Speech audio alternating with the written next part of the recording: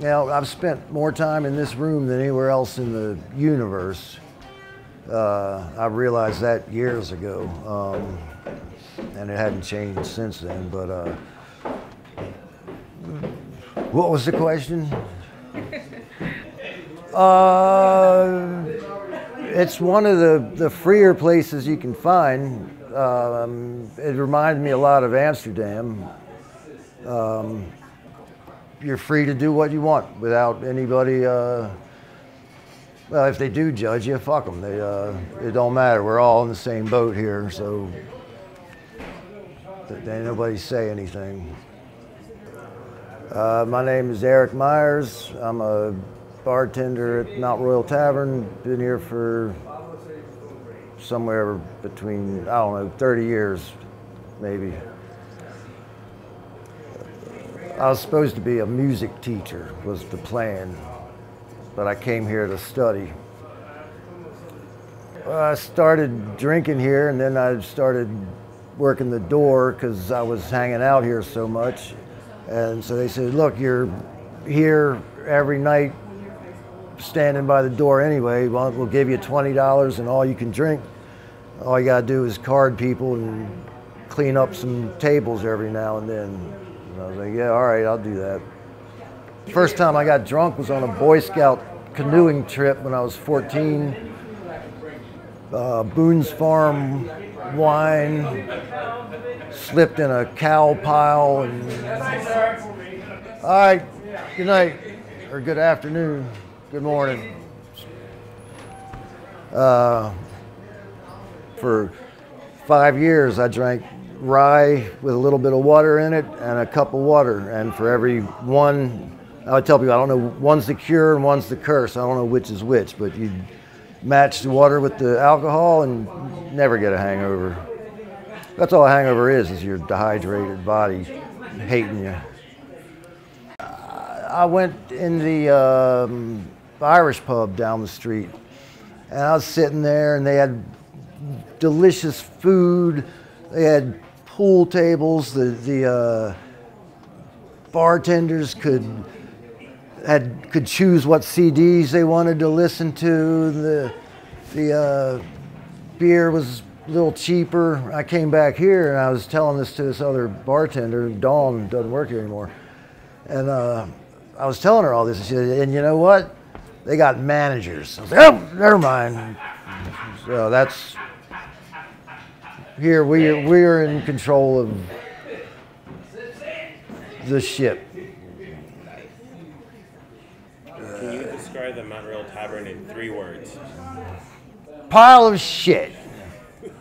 Yeah, this place, it's a cultural corridor, and it's not exactly going to be like any other bar. We have all kinds of people that come through, and, you know, our ceiling being done by alumni Joe Helms in '94, people come by just to see this as well. And he actually moved down to South Carolina, became a muralist.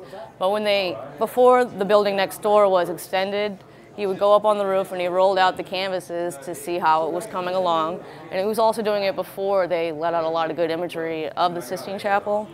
And when they went to put it up, they realized they actually had to cut it. And so that's why it's actually split, and there's a little bit of a measurement, so that's also why that spot over there is blank. A lot of people always say, how come you don't get it cleaned? And it costs a lot to get it cleaned. And because most of those stains are nicotine, and nicotine just gets in there, so that's a nice nicotine patina.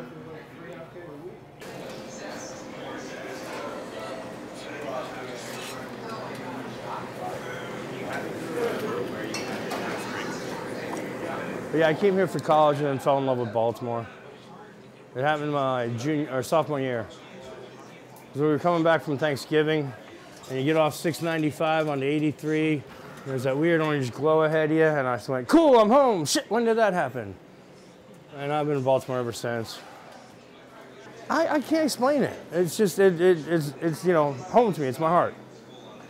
I can't imagine living anywhere else. It's grown on me a lot. And then I'd been working at the Institute for a while, at the art store, which used to be next door. So, you know, I knew everybody that worked here at the time because I'd come over here in the mornings to get coffee. And one day they asked me you know, said, Ben, we need a backup bartender. If you want to talk to the boss, you know, maybe you can get some extra hours and make some more money. And I was like, okay. And when I came in to ask him, he said, yeah, you know how to count? And I said, yeah. And he says, okay, you're hired. That I did for about a year. And that's when I ended up becoming a football fan. Because the Ravens were new, and that was the year they won their first Super Bowl. I think it was back in 2000. But beginning of the season, I was like, can you guys keep it down? I'm trying to sleep. To what the fuck does that call mean? And by the end, I was hooked. Which sucked because my shift ended at 6. The Super Bowl comes on at 6:30. They do a big food spread. And back then, they were deep frying turkeys out back, making French fries, stuff like that. By the time I got off, there was nowhere to sit in the bar because it was so packed. I went home with a plate of turkey and fries and watched the game by myself. It was so much fun. I loved that game. They won. So yeah, I've been an avid football fan, dyed my hair purple. But in 2012, when the Ravens won their second Super Bowl, I was getting grief from the Oriole fans. Like, why isn't your hair orange? Why isn't your hair orange? So I started dyeing my beard to make up for it. I got so tired of basketball that I started making a pot of chili, and I'd put it out and we'd give it away every Tuesday night. And I put up signs, you know, come in and watch hockey with free chili. You know, I'd always have, you know, Caps versus Lightning, Caps versus Penguins, you know, stuff like that. And it was just so I could hopefully get some hockey fans in here and not have to have basketball on both sides. So I could, you know, put the basketball in the back, watch the hockey up front. And we did that for, God, I've been probably cooked the chili for like 10 years, and I've got a reputation for it now. But yeah, I don't see as much of it now that I'm down to 1 day a week after the trauma of having bunion surgery, which ruined my life. So I was in this walking boot for like 8 months or so. And now I have a herniated disc in my lower back that they can't fix with surgery. Well, they said they could do a surgery, but it would not necessarily make things better. It could make things worse. They can't guarantee a result. I was like, well, it doesn't sound like a surgery to have. I get through the day shift because of those Thermacare heat wraps, so I have constant heat on my back. I deal with back pain on a daily basis. I'm on meds, and when I don't take the meds, it's much more severe. But yeah, because after I got out of the boot and I was finally able to walk around, the pain didn't first start right away. It started later. So I tried going back to work at nights, and I couldn't cope because, you know, my back would get out and I'd be walking around the bar like this. And, you know, if I needed a bottle off the bottom shelf, I'd have to get a customer to come behind and grab it for me. And it was horrible. So slowly after the boss got sick, he's like, Ben, all right, you can't keep coming into work and then calling people to take over for you. We got to work this out. Now I'm down to that one shift every Sunday. Now sometimes you get people coming over here. I remember this one couple. It wasn't a couple. It was these 2 girls and 1 guy, and they came in. And the guy was familiar. I hadn't seen the women before. And the first one walked up and says, is there any way in hell I can get a drink with more than 1 ounce of alcohol in it? And I said, hell yeah. And the guy started laughing and said, I told you, I told you. They'd been over at the Brass Tap having food. And we told them, you know, if you want to go get food and come back, that's fine. You know, we don't care about that. We got a box of menus. People can order food if they want. It's a walk of life, you know. I know I'm going to come here. There's going to be no nonsense. It feels like a Baltimore bar. Like, there's nobody trying to one-up each other. There's nobody just trying to, like, show off. I feel like it's a bar for the people. Like, you come here to drink. You come here to talk. That's it, you know. How would I describe the tab in 3 words? Eclectic, unpredictable, and relaxing. All right. We got a bartender earlier, said piece of shit. I mean, he works it. Right. The job is always different from the observer. Oh, absolutely.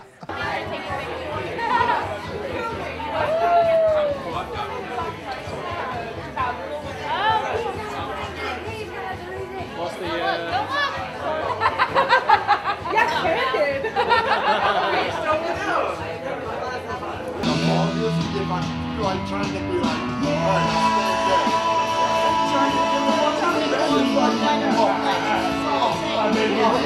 right, hold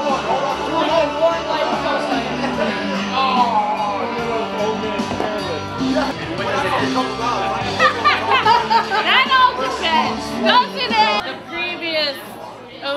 bar, Elliot. It's only had 3 different owners in its history, I guess. But the previous owner was more like a lesbian cigar bar in here, I'm told. And there was this woman that worked here who would smoke cigars and put like all her labels of her different cigars around. This was a heavy smoking bar for many years, and it is drastically different. Like 2010, they made a law you couldn't smoke in the bar anymore. And I was actually happy because I used to work the door, and I would have to empty the ashtrays. And let me tell you, the ashtrays at the Mount Royal Tavern were disgusting. They were about this big in the middle of every table, and they had everything you could imagine in them. I guess more people came that wouldn't have when it was a smoking bar. Some people were very happy. Oh, I could never come in here because it was horrible and da da da. And then, eventually we got used to it. And then I'm actually thankful because I had to work behind the bar pregnant, and I could have never done that had it still been smoking. Right. Or I guess I could have, but it wouldn't have been a good idea.